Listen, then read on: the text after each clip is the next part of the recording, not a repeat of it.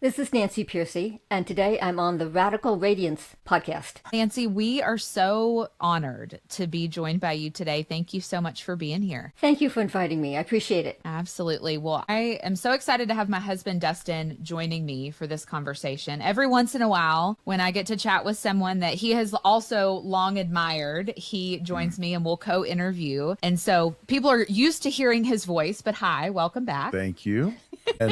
And just to let you know, I consider you one of the greatest thinkers of the modern age. And I don't say that lightly. I have recommended your books as much as there are about 3 or 4 books that I recommend on a regular basis. And Total Truth and Finding Truth are 2 of those books, and I have given those out like candy. And so I'll buy them. I have some on my shelf, and people will come and I will say, you know what you need? You need to read this book. And I'll give them a copy of the book to take home so they can read your book. So it is an honor for me to just be able to talk to you in person. Thank you so much. Yeah, and Total Truth has sold more than any other book, but I'm glad that you found Finding Truth. Yes. And Saving Leonardo. So there you go.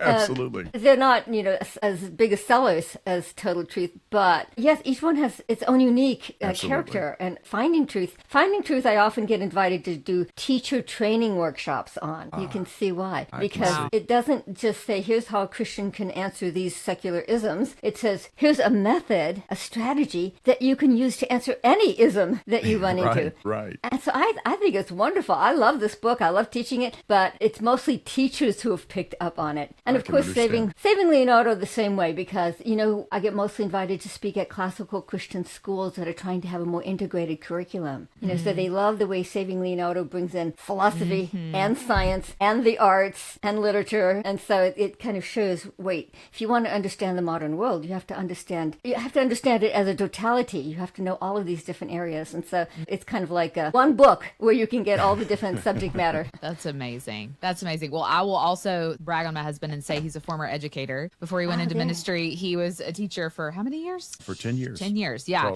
Literature, Latin, and drama.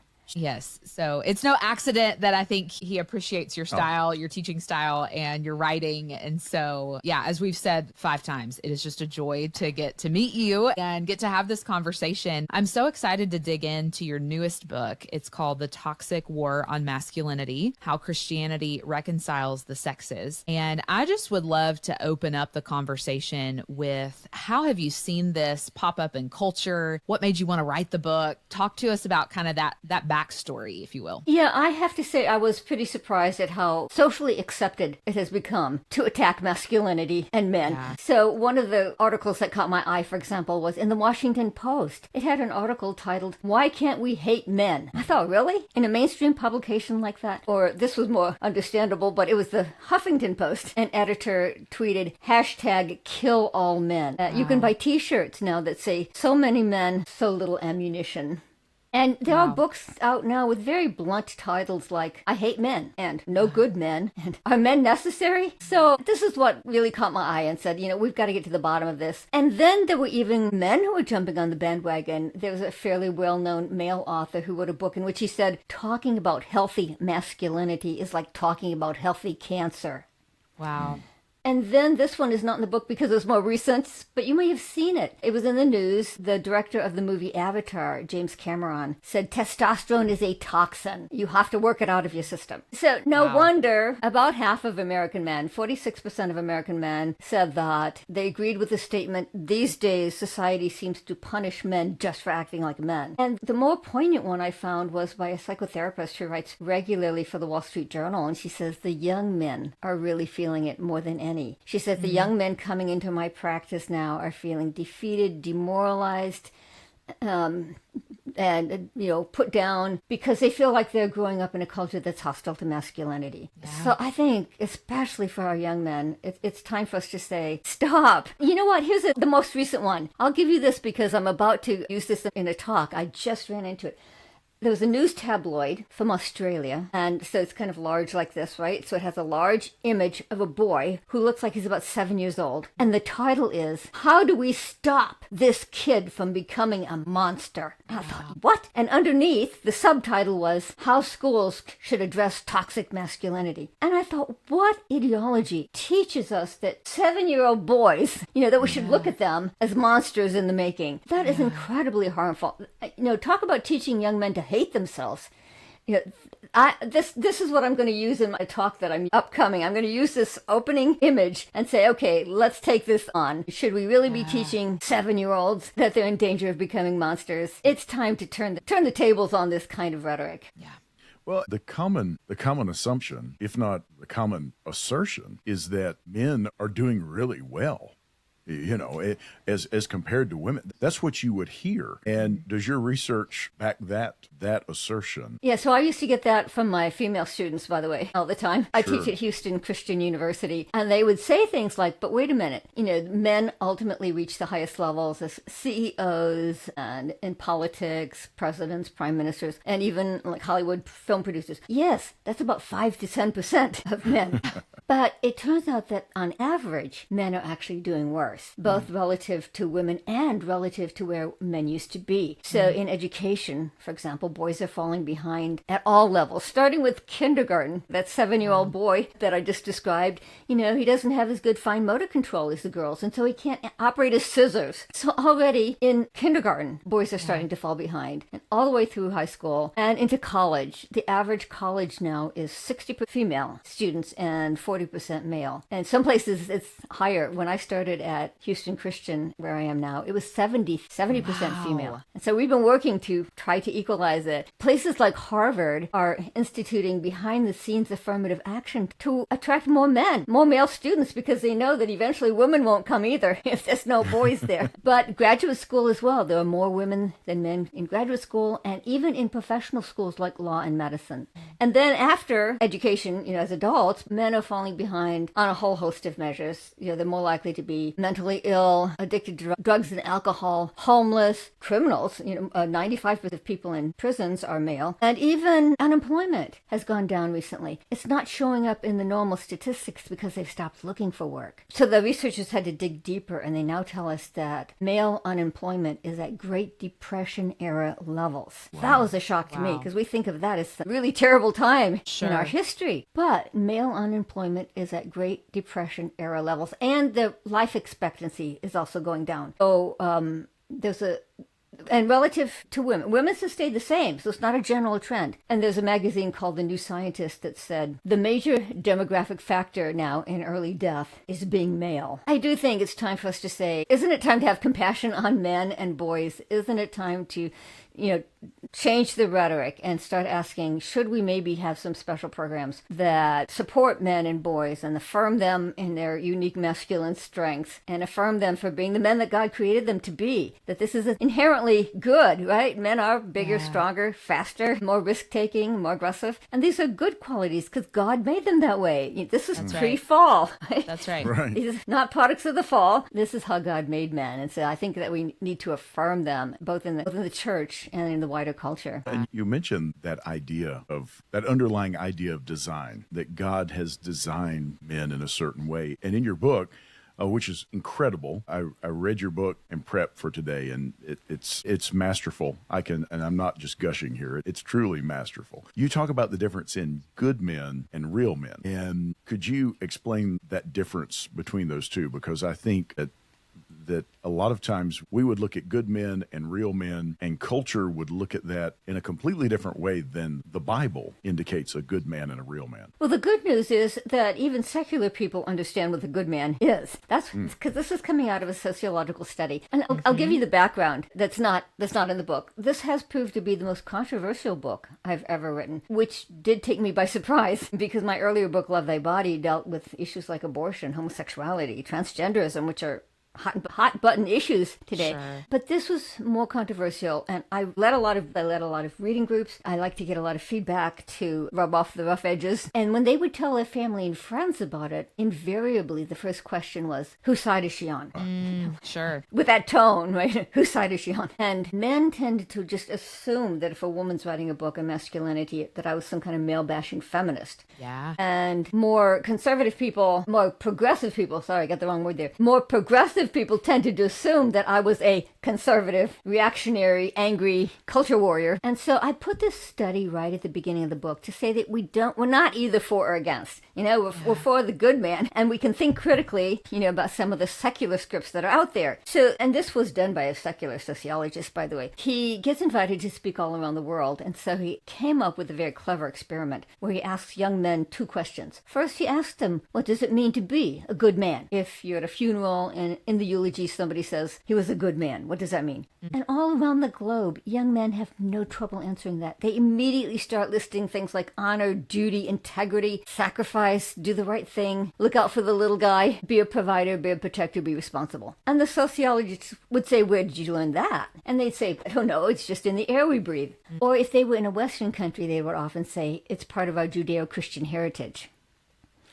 Then he would follow up with a second question, which was, what does it mean if I say man up? Be a real man. And the young men would say that's completely different. They would say, no, that means be tough, be strong, never show weakness, win at all costs, suck it up, be competitive, get rich, get laid. I'm using their language. Sure. And so even a secular sociologist said that is fascinating, that all around the globe, men intrinsically, inherently, innately know what it means to be the good man. I would say they're made in God's image. Right? And Right. Or Romans 2, they have a conscience. Yeah. Or even general revelation. That general revelation is what we know just because of the way God created the world, as opposed to special revelation, which is the Bible. Men look out there and they know what it means to be a good man. I found that incredibly encouraging. Yeah. And what it means is, when we talk to men about these things, it doesn't usually work very well to call men toxic. They don't respond well. Sure. Surprisingly. But what we can do is we can be utterly confident then that they do, in their heart of hearts, know what it means to be a good man. They do aspire to be that. And so if we can find ways to tap into that, to affirm it, support it, and encourage it, that gives us a much more positive way to deal with these issues. Yeah, that's so good. Something that I was reading as I was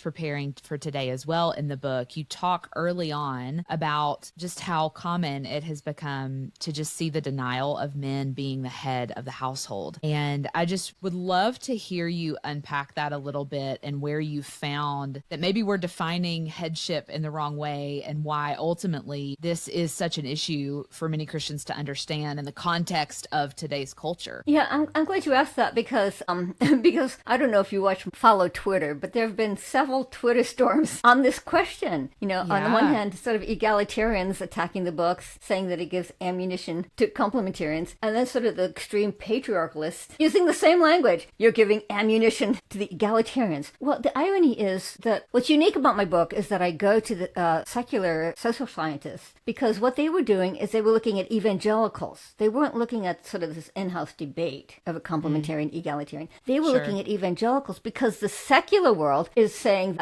that if evangelical men, because they believe in some sort of male headship in the home, that theology is going to turn them into overbearing, tyrannical, abusive patriarchs. So let me give you just one example. It was easy to find examples, but no doubt. Here's one.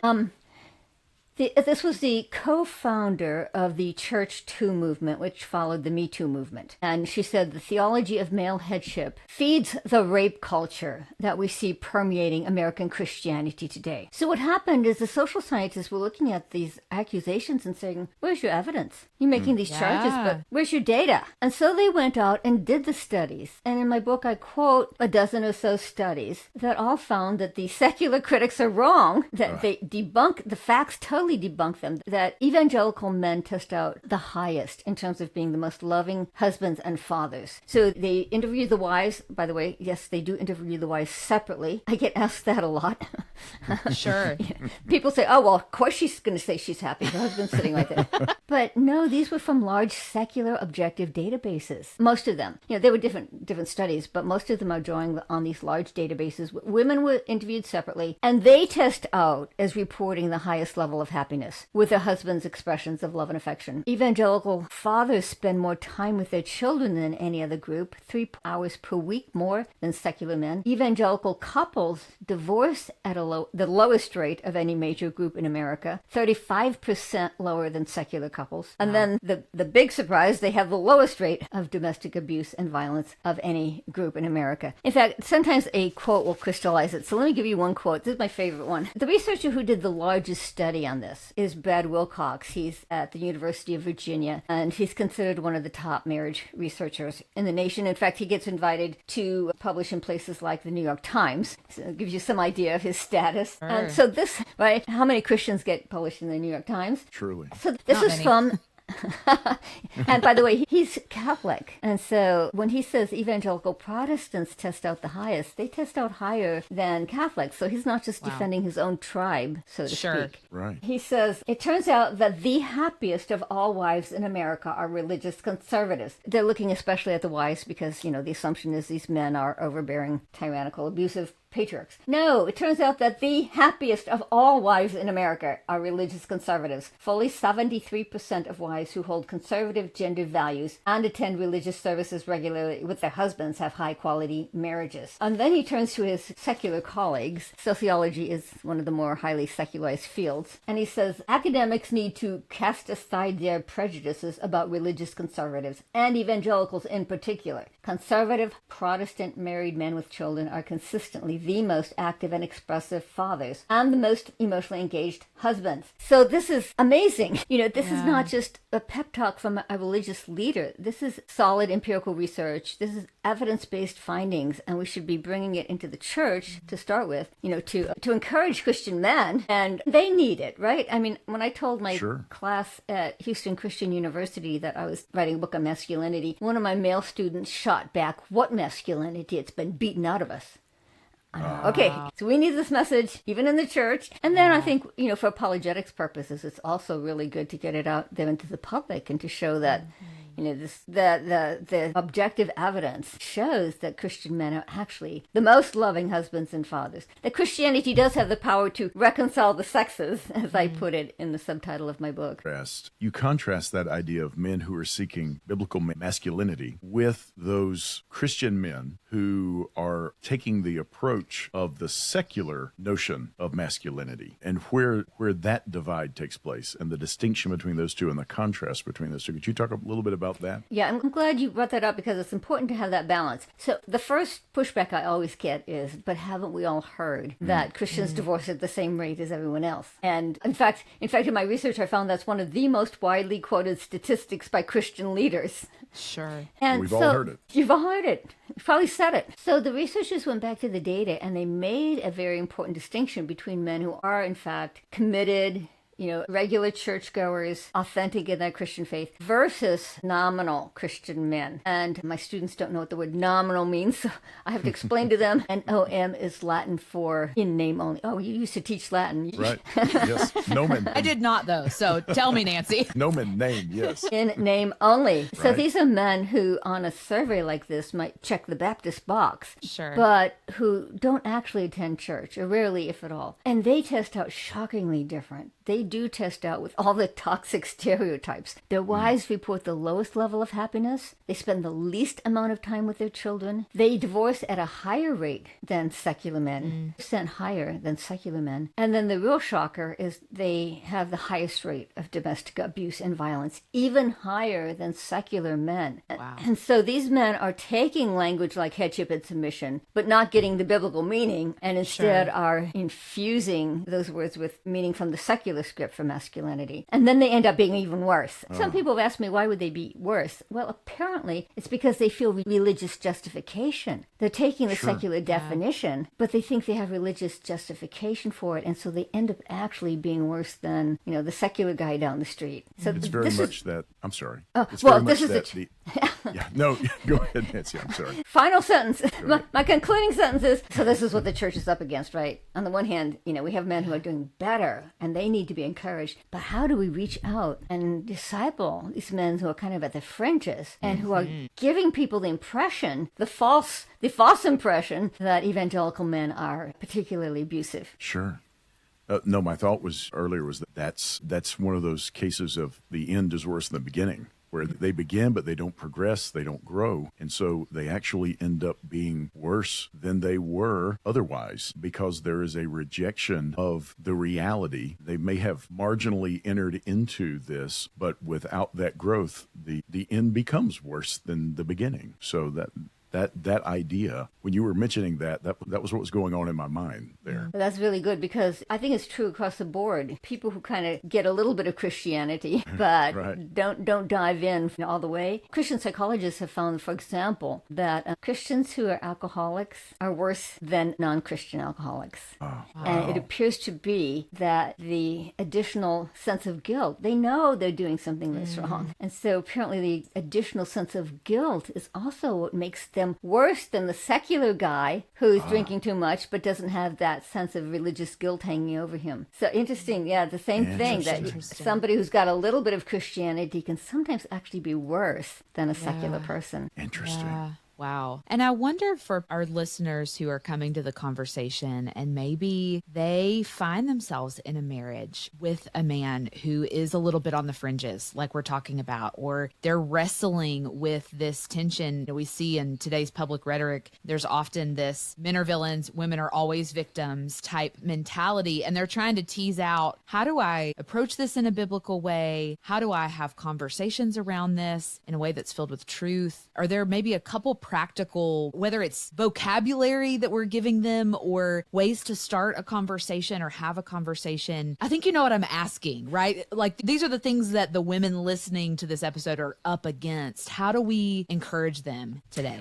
Yeah, first of all, let me say that there are more nominals than I would have thought. So Yeah. it is a more widespread problem. Here in America, because of the first and second Great Awakenings, we have more Christianity, so to speak, as a cultural movement than any other nation. But what that means is we also have more cultural Christians. And the one study I found that actually put numbers on it said it's about equal. It's about equal size. The committed Christian evangelical men and nominals about the same size. So yes, you are very likely to run into women who've been drawn in, who didn't know that this man was going to be a nominal. So I do have 2 chapters in the book on abuse in Christian homes. I can't raise the issue and then not deal with it, or people would think I'm shoving it under the carpet. And the good news is that the language has changed a lot. It wasn't that long ago that women were usually blamed when there was abuse in the home. What did she do to provoke him? And unfortunately, I interviewed a lot of women for these chapters, and a lot of them, encountered that, even from Christian leaders and pastors. Well, he shouldn't have hit you, but what did you do to provoke him? Yeah. And I can still remember when almost all the books were that way. If you would just submit more, if you would just be more loving, if you would just be more forgiving, if you would just make his favorite foods, if you would just lose weight and look better,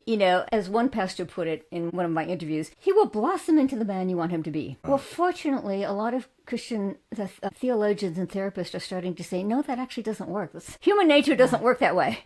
If somebody is willing to, they're like a bully, right? And we already know that you can't acquiesce or placate a bully. They just get worse, whether it's the playground bully, or whether it's in international affairs where you have a belligerent nation. They tend to take forgiveness as permission. Oh, she doesn't mind this so much. Okay, fine. So fortunately, there are a number of books coming out now. I wrote the book at the right time because I had enough to draw on. Sure. I have lots. If you're in this situation, read the endnotes. There's some excellent books out now. People are starting to say, actually, the response to abuse in the Christian home is what Jesus said in Matthew 18. Jesus told us himself how to deal with actual sin. If somebody is sinning against you, Jesus says, well, first you call their attention to it and call it sin, loving confrontation. And if they don't listen to you, bring a few more witnesses in. If they don't listen to them, bring it to the church. And if they don't listen to the church, it might be time for church discipline. So fortunately, there are more and more people writing this way. Now, what I did find when I ran reading groups on my book is that people who have not experienced abuse don't understand it. They really don't. And I kept getting people saying things like, well, don't you think you should show more grace? Don't you think you should show more forgiveness? So I say, yes, of course. You start there. You start with showing more grace and forgiveness and working on your own weaknesses. and working for a deeper relationship with God yourself so that you're a stronger person. All those things are, of course. But the trouble is that a lot of women have done that for years and years, and the husband is still not changing. He's still being abusive. And so that's what these chapters are written for, is when that's the case, then it may be time for you to have a different strategy. Go back to Jesus' strategy and say, it's time to maybe have some kind of loving confrontation. And again, I was very careful. I didn't want anyone to think I was speaking from a theologically liberal position. So I was careful to quote, very conservative organizations like Focus on the Family and very conservative theologians like Stephen Tracy at Phoenix Seminary. He's started a ministry to abused women. So all that to say, it is very conservative people now who are saying, yes, a woman does have a right to stand up to abuse, and the church should support her in that. Yeah. Absolutely. It is such an indictment. We live in a fallen world, but yet it is such an indictment that there are so many times where legitimately this happens and it gets kind of pushed under the rug or it gets ignored. That's and that biblically that should not be happening. All right. Biblically, we have to address that biblically. When it is running contrary to the Word of God, it's running contrary to the teachings of Jesus, it's running contrary to what a loving husband should be doing biblically, then we have a moral responsibility to address that in a biblical way. Absolutely. One of the things that you mentioned, and I'm going to go back to Saving Leonardo for just a moment. Wonderful. I love that book. So good. And you trace through the progression of changes in art over centuries, and in some cases reveal there's a long kind of erosion of the arts sometimes that can be connected to this long clash of worldviews that are taking place. And then in Toxic War on Masculinity, you go back and you do a similar thing where you highlight key moments through history that can really only be called a long war on men. It's not something that just happened in the last 10 to 12 years. So what factors did you find that have led to this cultural moment in short terms? How did we get here now at this place? Yeah, that's a good question, because most people kind of assume that the idea of toxic masculinity arose in the 19th second wave feminism. No. It goes much further back. You have to go back to the Industrial Revolution, because before that time, men worked alongside their wives and children all day on the family farm, the family industry, the family business. And so the cultural expectation on men focused much more on their caretaking role. In fact, here's an interesting historical fact. Most books on child rearing, on parenting, were written to men, to the father. If you go into a typical bookstore today, they're all written to the mothers, most of them. Yeah. Oh, yeah. But yeah, back then, the father was considered the primary parent. And he did spend as much time with his children, especially his sons, as mothers did. I mean, that's kind of hard for us to even imagine. It takes a little historical imagination, right?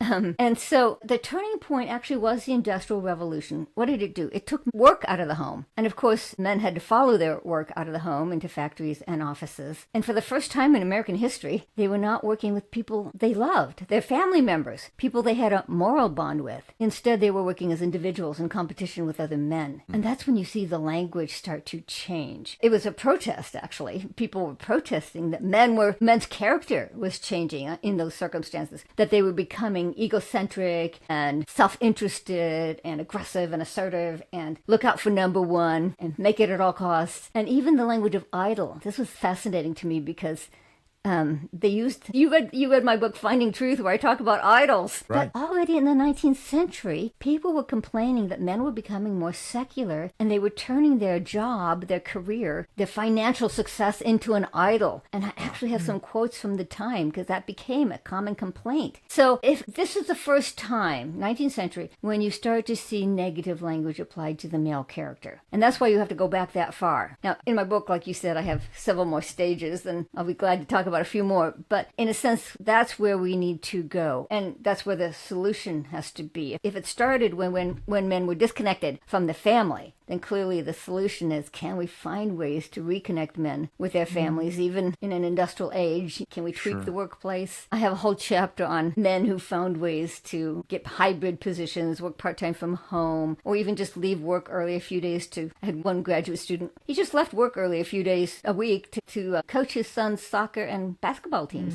And by the way, his boss accused him of coasting, but he said it actually did not hurt his career. And when his sons grew up, they said, we want to be a dad like you, which is much better than any workplace rewards. Absolutely. Sure. And even the pandemic helped. There was a Harvard study done of the pandemic and found that 68% of fathers don't want to go back to the office full time. And the New York Times had an article on it. I was so glad they picked this up. And the title was something like, during the pandemic, fathers got closer to their children and they don't want to lose that.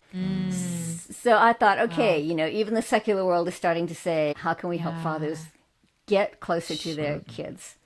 Yeah, I think we're realizing we're holding ourselves captive to a schedule and an arrangement that we ourselves created, right? And so realizing just the health that can come along with saying, oh, what if it was possible for me to leave at 3:00 to pick up my kids from school? Or what if it was possible for my husband to shift his work around and that enable him to coach soccer or whatever? And so I love that more of those conversations are happening. And you're putting the pieces together for me. I do think I completely agree with you that the pandemic, I think, helped us kind of recognize that maybe in a new way. So that's a beautiful thing that we can be thankful for out of what was a really hard season. I'll give sometimes an anecdote crystallizes it. So I'll give you an anecdote. So this is also one of my graduate students. She was married to an IT professional who came home during the pandemic. And because he was home, he was able to be more involved with the homeschooling. And he decided he would be the guy to make lunch every day for the family. And of course, he could then also take his kids to soccer practice and choir practice. And he picked up so many of the family responsibilities that his wife was able to start a part-time business. She was an opera singer, by the way.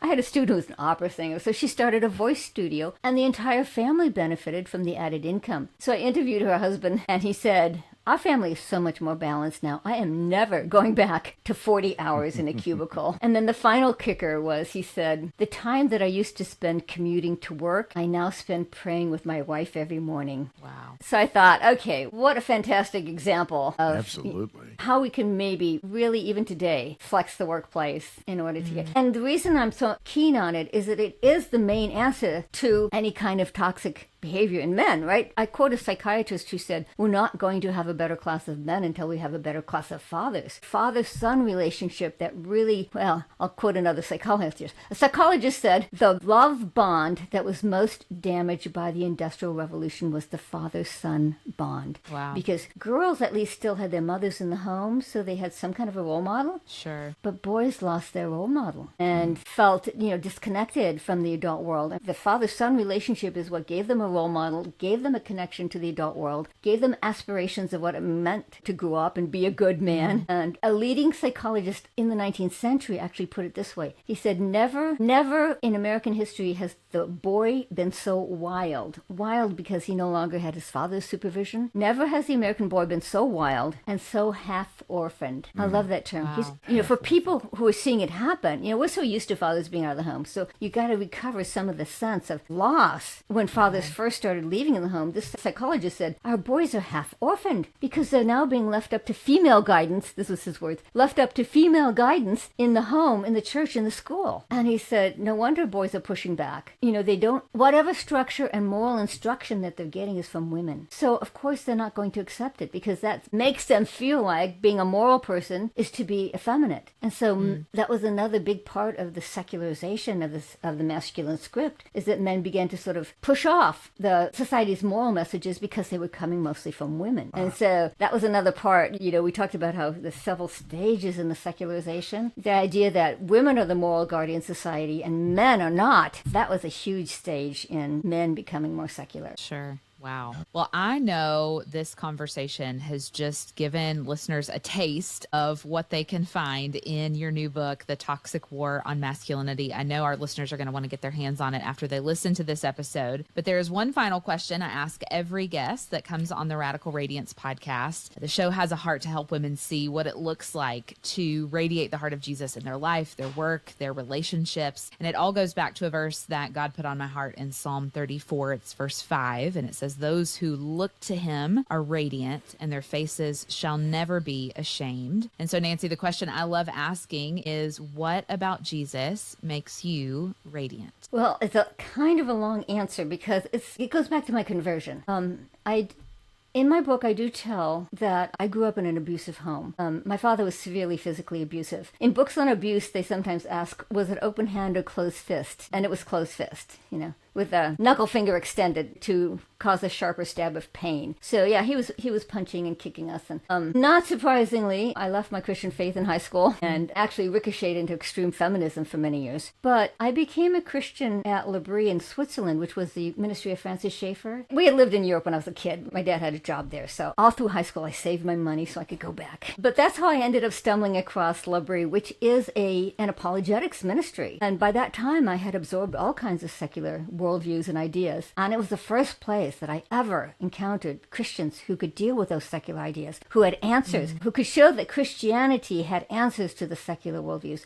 And it was very impressive. I was completely blown away. I had no idea that Christianity could be supported with good reasons and evidence. And so it is why I became a Christian. And I've told that story in some of my books, but there's a part of it that I have not told before. And it is that it was at L'Abri was also the beginning of my spiritual, emotional healing from my childhood trauma of growing up in an abusive home. Because on staff at L'Abri was a psychiatric social worker. Her name was Sheila Bird, and we called her Birdie. I had thought that when I left home, I could just suppress my whole past. I thought I could create a blank slate. I was going to recreate myself from scratch. And it was Birdie who helped me to see, it actually doesn't work that way. Psychologically, you carry this baggage with you, whether you want to or not. And so you really do have to work it through. And so she really got me started on emotional healing and experiencing God's love in such a deep, profound way that it heals emotional wounds. And a lot of it was Birdie herself. I'd never experienced the quality of love that she exhibited. When I left L'Abri, in a sense, when I prayed, I almost imagined talking to Birdie. Now, how would you talk to Birdie? Okay, talk that way to God.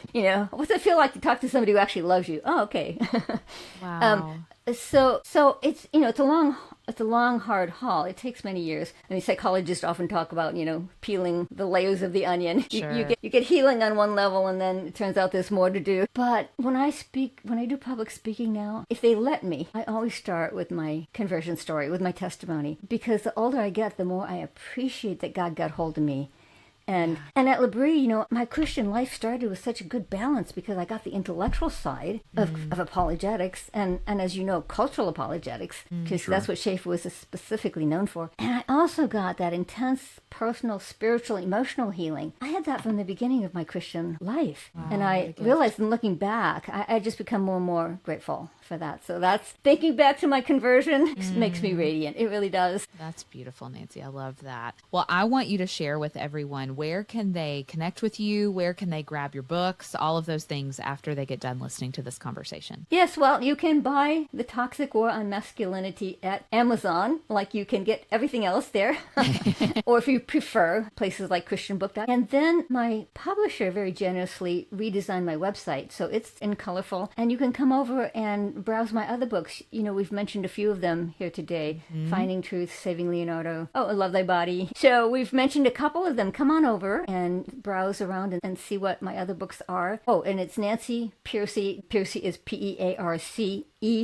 Nancy Pearcey. And you can leave a message. I don't get time to answer all of them, but I read them all. Come on by nancypearcey.com and say hello. Awesome. Well, Nancy, this has been just such a joy to get to know you and have this conversation. I know I can speak for us both and say we've been just so excited to meet you and have this conversation. So thank you for being with us today. Oh, thank you so much. I just really sense like-minded people when I talk to you guys. So I have enjoyed it. Thank you.